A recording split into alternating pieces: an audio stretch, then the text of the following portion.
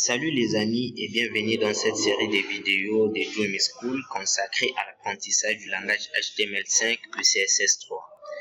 Je sais bien que vous consultez des sites web en tout moment, mais je pense bien que vous avez un peu du mal si vous êtes un débutant de savoir comment tous ces sites fonctionnent. C'est pour cela, avant d'entrer vraiment dans la profondeur de ces vifs sujets, j'aimerais d'abord vous expliquer comment tous ces sites web fonctionnent. C'est pour cela on va parler un peu en un petit temps des sites web.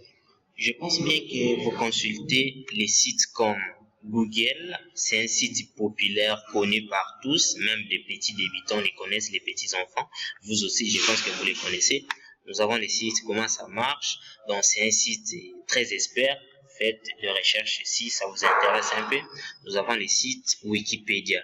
Donc, tous ces sites, vous les consultez à l'aide des logiciels qu'on appelle navigateurs. Donc, c'est ça, c'est qu'on appelle le navigateur. Le navigateur, c'est simplement un logiciel qui vous permet d'accéder à un site web.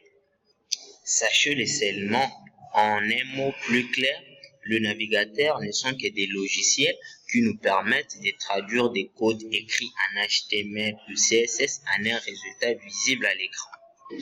En essayant un peu de vous montrer juste un petit schéma, donc c'est du genre comme ça. Ici nous avons les codes écrits en HTML et CSS et ça vient à l'ordinateur traduit par le navigateur et ça nous donne un résultat visible à l'écran. Donc le navigateur nous permet simplement de traduire les codes écrits en HTML et CSS en un résultat visible à l'écran. Et on peut se dire vraiment que font ces deux langages et pourquoi marchent-ils de pair. Donc ces deux langages HTML et CSS marchent de pair simplement pour s'entraider. Ici avec le HTML nous allons simplement écrire le fond de notre site. Maintenant pour lui donner une forme un peu agréable aux visiteurs, il faut utiliser le CSS. Donc le CSS ne viendra simplement pour nous aider de mettre la forme du fond que nous avons écrit avec HTML pour que les résultats soient plus nice et plus agréables aux visiteurs. Donc, en quelque sorte, c'est comme ça. Ici, nous avons le fond de notre site, c'est-à-dire qu'il y a des codes tapés en HTML. Maintenant, pour lui donner une forme un peu plus agréable, c'est-à-dire changer un peu la police et mettre des images, changer la forme, ainsi de suite, nous utilisons le CSS. Donc ici, le site est mis en forme avec le CSS. Donc quand c'était avec HTML, c'était un peu, vous voyez, c'est pas vraiment trop beau à voir. Mais quand on a mis le CSS, le site a pris vraiment, je peux dire, un design beau aux yeux. Les amis, vous allez vraiment m'excuser si vous constatez un peu trop de bruit. Je manque un peu d'endroit sûr pour faire toutes ces vidéos. Donc, comprenez un peu quand même mon émotion. Et nous manquons un peu de moyens pour des matériaux adéquats. Donc, si vous voulez nous faire un petit don, écrivez-nous sur dreamschool.gmail.com. Donc, c'est juste notre adresse email. Vous pouvez facilement nous contacter et nous écrire. Nous recevrons directement votre message. Les amis, il faut savoir aussi que le langage HTML a évolué dans les temps, mais je ne vais pas vraiment trop rentrer dans la profondeur de toutes ces historiques. Donc au début, quand il y eut l'apparition du web, on utilisait le langage HTML1 qui a été créé par Tim Berners-Lee lors de l'apparition du web. Après là, nous avons eu le HTML2. Après le HTML2, il y a eu le HTML3. Sachez ça comme ça. Si vous voulez vraiment trop entrer en profondeur, n'hésitez pas vraiment de faire trop de recherches sur tous ces trucs. Après le HTML2, il y a eu HTML4 qui avait un peu longtemps duré. Après le HTML5, aujourd'hui, nous avons la fameuse HTML5. Donc, c'est ce langage-là que nous allons utiliser pendant cette série de vidéos.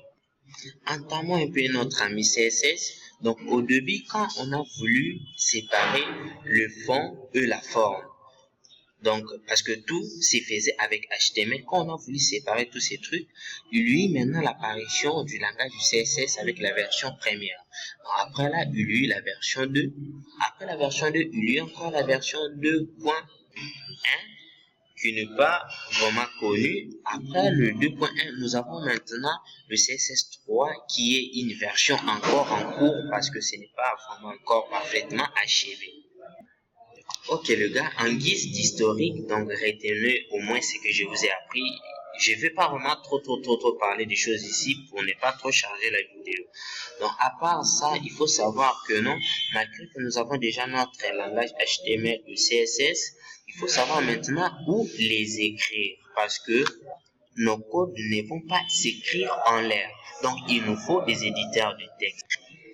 Ok, parmi les éditeurs, nous avons sous Windows, nous avons l'éditeur comme Sublime Text, Notepad++, Gedit, Contest, sous Mac, Test Wrangler, et ainsi de suite sous Linux. Donc, à vous de choisir l'éditeur à utiliser conformément à votre système d'exploitation.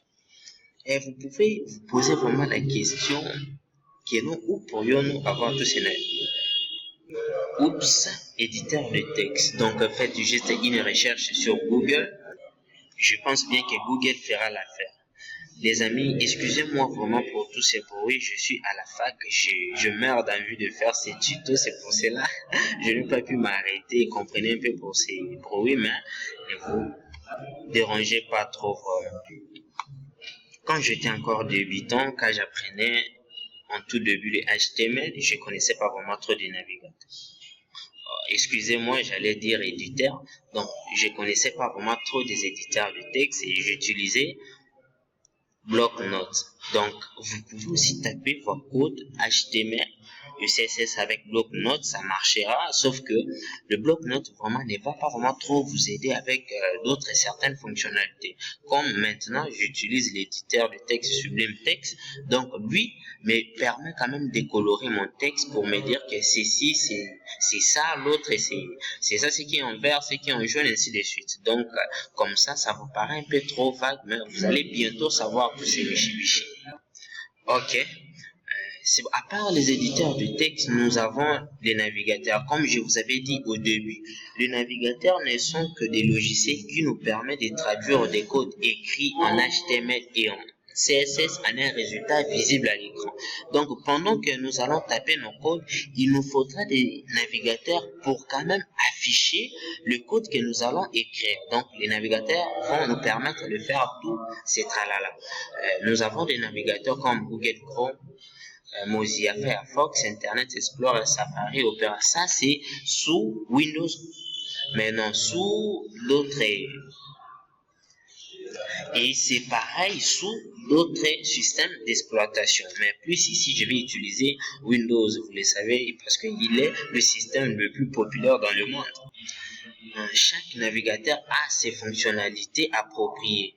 Donc, je vous conseillerais d'utiliser au moins Google Chrome ou Mozilla Firefox ou encore Safari parce que ce sont des navigateurs qui sont un peu trop ponctuels à l'exécution des codes. Mais j'aimerais plus que vos navigateurs soient à jour. Donc, téléchargez la nouvelle version de tous ces navigateurs. Donc, sur Safari, au moins la version 5.1, Chrome, au moins la version 20, et puis Mozilla Firefox, au moins la version 14.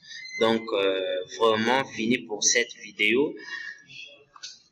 Rendez-vous à la vidéo prochaine, là où nous allons essayer de taper pour la première fois nos codes HTML.